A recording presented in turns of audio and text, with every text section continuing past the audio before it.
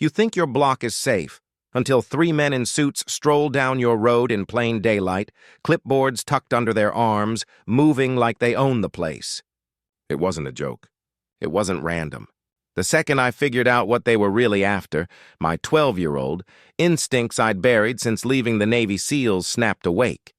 Before we get deeper, drop which country you're watching from. Let's see how far this one goes. I'm Gavin Mercer. I live in Silver Creek, a Portland suburb intentionally built without an HOA. That freedom is why I picked it after I left the teams. After my wife died of cancer, my mission narrowed. Raise my daughter Emma and give her the stable life I never had. She's 12, sharp, hilarious, and obsessed with rocks, fossils, meteorites. She can lecture you for 10 minutes on obsidian formation. She's my world. So when a letter showed up in my mailbox, my skin went cold. It claimed to be from the Silver Creek Homeowners Association, fining my elderly neighbor Carol Hayes $325 for non-compliant garden decorations, her painted rocks. Problem: Silver Creek doesn't have an HOA, never has. Carol trembled as she handed me the notice. I sat her at my kitchen table, dug into the details, and the scam unraveled fast. The phone number led to a burner. The website had been registered weeks earlier, and the logo was ripped from some HOA across the country. By sunset, half the block had identical finds: trampolines, koi ponds, flower beds, anything they could spin into a violation. One thing stuck out. My cameras had filmed a black Suburban idling on the corner the day the letters arrived.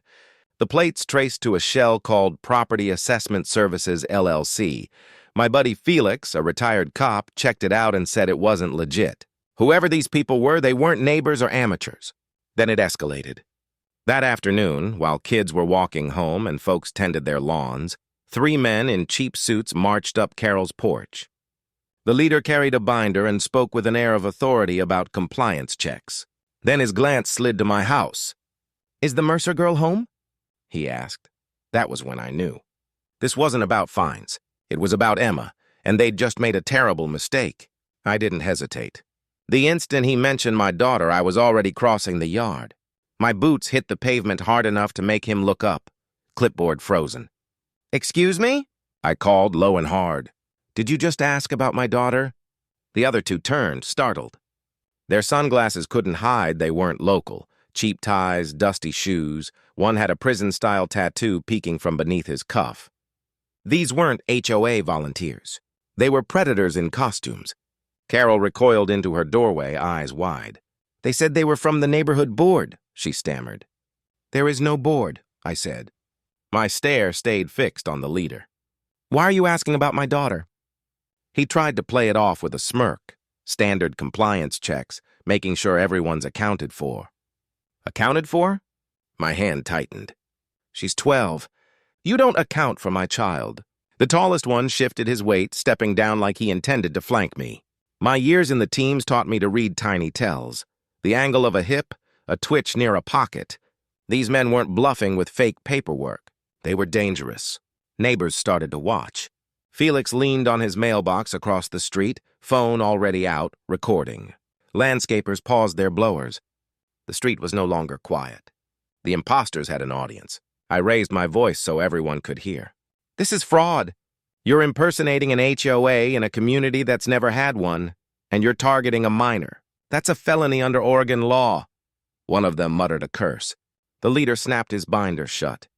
"You don't want to make this difficult, Mercer. We'll be back."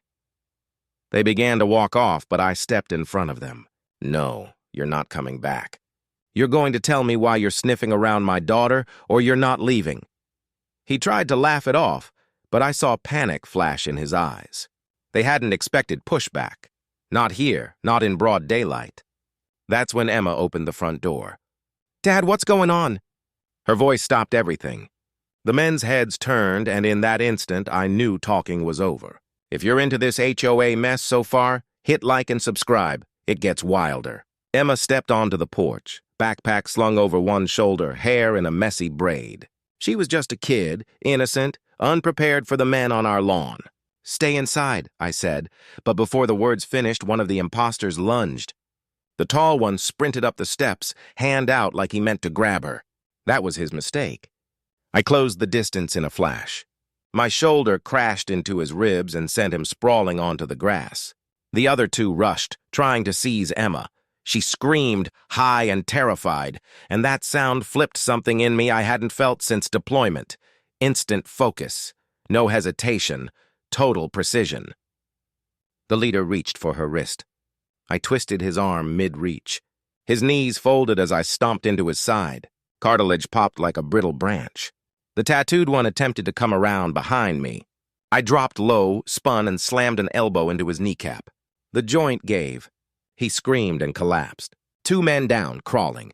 The tall guy tried to get up, but I was on him before he could. I grabbed his collar, yanked, and drove my knee into his thigh. He howled and crumpled. All 3 were on the ground, clutching ruined legs. Emma stood frozen on the porch, tears streaking down her cheeks. I looked straight at her and said, "You're safe. Nobody's touching you." Neighbors poured into the street, phones up. Someone yelled the police were on the way. The men tried to protest. "We're just doing HOA business." But their badges and binders lay scattered, flimsy plastic toys revealed to all. I crouched beside the leader as he writhed. "You picked the wrong house," I told him quietly. "You don't come near my daughter again." "Crawl away," I ordered. And crawl they did. Broken, pathetic figures dragging themselves toward the curb as sirens drew near. 2 squad cars rolled up, lights flashing. Officers jumped out, weapons at the ready, but there wasn't much mystery to solve. 3 fake enforcers lay in dirt, howling, unable to stand. Emma clung to me while neighbors called out what they'd seen. Phones captured every detail. The officers moved fast, slapping cuffs on all 3 and dragging them across the asphalt as they screamed about official HOA enforcement. An officer peeled a badge off one chest and held it up. Cheap plastic, a fraud. Charges for kidnapping and impersonation were mentioned before the words had left his mouth. Then someone cracked. One of the men broke and blurted the name. Carol Hayes hired us. She paid us to scare him, to grab the girl. The block fell silent. Even the officers paused, the name hanging like thunder. Carol Hayes. Gasps and curses flew. A few neighbors muttered, "I knew it." Officers exchanged looks. One scribbled her name, another keyed the radio. "We need a warrant for Hayes now." Emma clutched my arm. "Daddy, she sent them." I met her eyes. "Yes, but she'll never touch you again." The officers confirmed it at the curb. Carol Hayes would face conspiracy, abuse of authority, and attempted kidnapping. The 3 imposters were shoved into squad cars, their bravado gone, whimpering as they were hauled away. Neighbors who'd once thought I was overreacting now clapped my shoulder, thanking me for protecting not just Emma but every child on the street. As the last cruiser pulled away, I wrapped my arm around my daughter. The fight was finished. She was safe. Carol Hayes had pushed too far and paid the price in one brutal, undeniable collapse.